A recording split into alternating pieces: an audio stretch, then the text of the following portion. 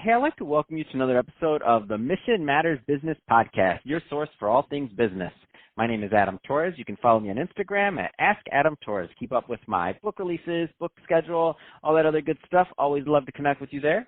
And as always, if you'd like to apply to become a co-author of one of my upcoming books, just head on over to the website, missionmatters.com, and click on Become an Author to apply. All right, so today I have Anna Ladanyi on the line, and she's Director of Strategic Relations over at Kforce. Anna, welcome to the show. Thank you, Adam. Thanks for having me. So I'm excited about today's topic. So women leadership and staffing, pretty hot topic. But before we get into that, I do want to talk a little bit more about what you're doing over at Kforce. So tell us a little bit more about the company, please. Perfect. So, Kforce itself, it's a publicly traded staffing agency. They go beyond, the 2000s when they went into the public trading itself as an organization. But initially it was formed around finance, accounting, technology, and an area within the government space that we cover from the staffing perspective, but more so currently focused around, again, technology and then finance and accounting areas of operations. So we do contract to hire, and direct hire placements.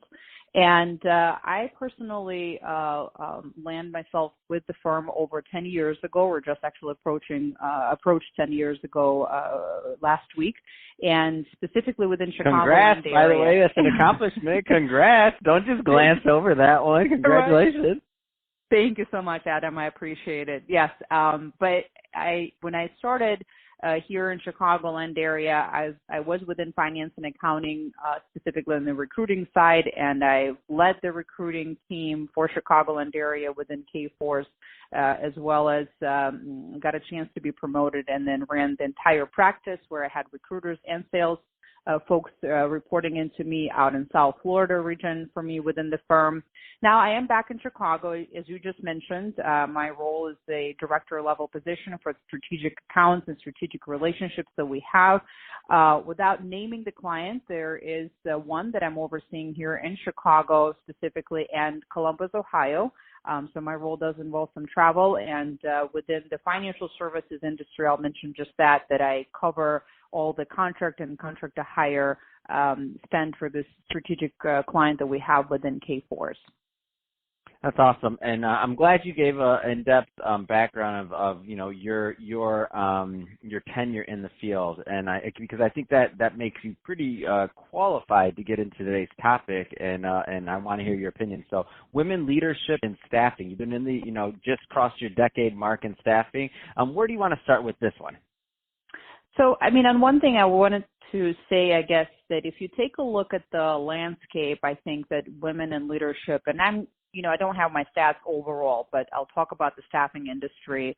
It is a known fact that as of right now, it's still to a certain point more of a male-dominated platform. Good, bad, and different. If you take a look, obviously, the staffing industry, it is a very out there, sales-driven type of environment. So you would see maybe more being lucrative where male population could seen to go after those roles more frequently than us ladies, if you will. But what I do want to talk about here is to address the audience through your help to not be afraid of those opportunities, to go after, put yourself maybe in an uncomfort zone, if you will, and to not be afraid to take on roles, because in my real experience, what I have gone through is opportunities actually did come my way, and I'm really thankful for them. But there were moments that I've questioned, is it the right timing with everything else that I was maybe had to do, on the personal level.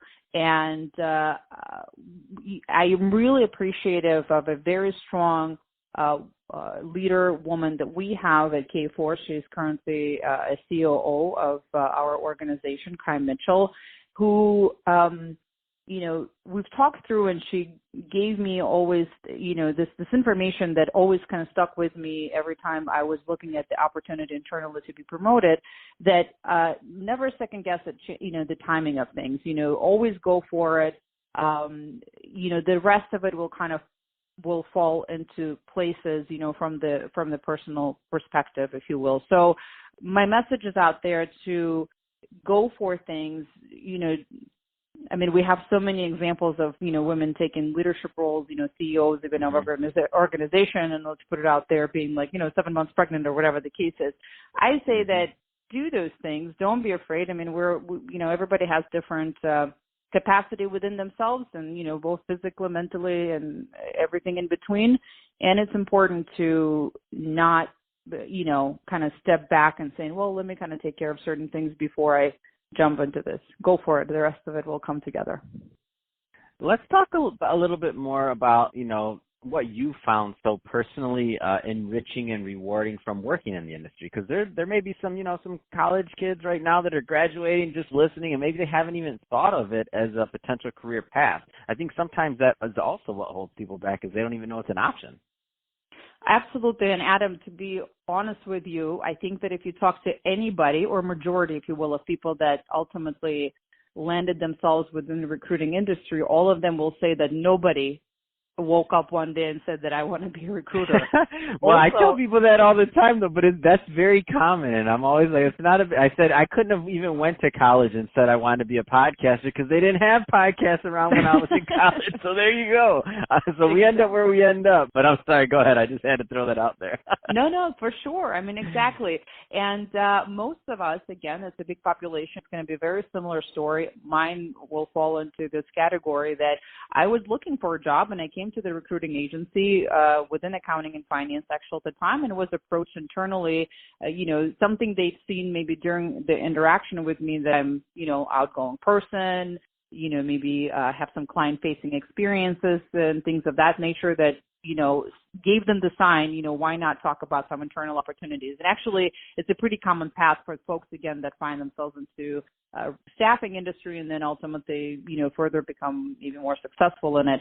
So with that being said, I want to put out there to folks who are, sales oriented or looking for that, quote unquote marketing experience. And again, not, marketing is a pretty big concept, but I'm, again, talking more on the front end and talking to the clients and enjoying having the conversations and meetings and things of that nature. Because if we talk about the rewarding piece of the recruiting, the interesting part of this industry is you have people aspect on both sides. And what I mean by that is you work with the candidates, right? The folks who are being considered for the role, and obviously whether we recognize that on a minute-by-minute basis, but we do impact people's lives and their capabilities to grow professionally, provide for their families, and, continue the growth within their career. Also, on the second front, you have the client, who's also that, again, it's a human piece, and you have a person who, has a particular, let's say, first of all, position within the organization. They also have a project in line, and they have, if you will, a problem to solve, right? So we need to kind of match those two together. And again, it could be just a one position type of situation. It could be a project of some sort where it requires a number of, group of people to come in to assist. It could be just a project itself. It could be something on a long term, right? We have a need and we just want to hire a person. It's a permanent search situation taking place. So a variety of scenarios. And then the other part of this is really crucial, and I find that successful people in this industry at least think about those things, is it's not only about here's the requisition, the position, and let's find the right person, but also understanding the why behind this, understanding what's driving the need and what's the big picture, where you kind of become a little bit bigger than yourself and what the situation is at hand. And at the end of this, Adam, not only, again, you get to impact all these lives that I just mentioned, but you get to be a part of, and I've been lucky, and again, long enough in the industry to point out at something. Let's just kind of give an example of ATM machines and saying, oh, I was a part of this thing to be more efficient, So, and within healthcare industries, it saves lives. I mean, we've had some projects, to touch base there, and so on and so forth. So it's really a really rewarding piece from these three directions. That's awesome. So, Anna, if somebody's listening to this and they want to learn more about K-Force or what's going on over there or to connect, I mean, what's the best way for them to do that? Sure. So first of all, obviously, kforce.com. That's our website. There are positions that is we currently, and maybe a good way to say this, obviously, there are a lot of people losing jobs right now, and there are certain area of professionals that getting impacted by the current state of affairs, but there's also hiring going on. So I would definitely not only taking a look at who we are, but more so in the hiring spaces that are taking place to use that as a resource. We are on Instagram, Twitter, LinkedIn, so I would refer to, and you just kind of pull it up by K-Force name and then find us that way. And my name, Anna Ladanyi, you're more than welcome to link me up through LinkedIn resource, find me there, and I can guide you any way possible.